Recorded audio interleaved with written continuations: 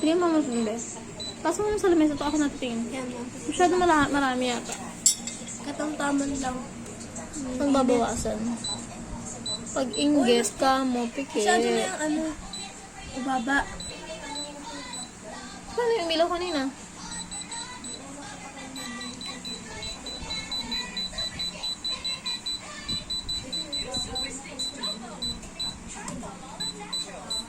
Masyado mataas yan, be.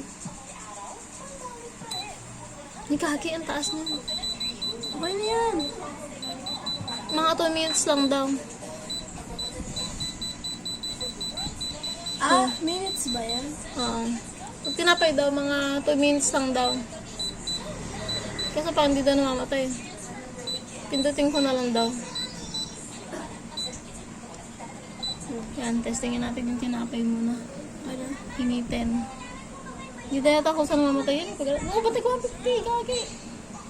Ano nangyari? Pareho po. Ano sunod yung tinapay ko, ah.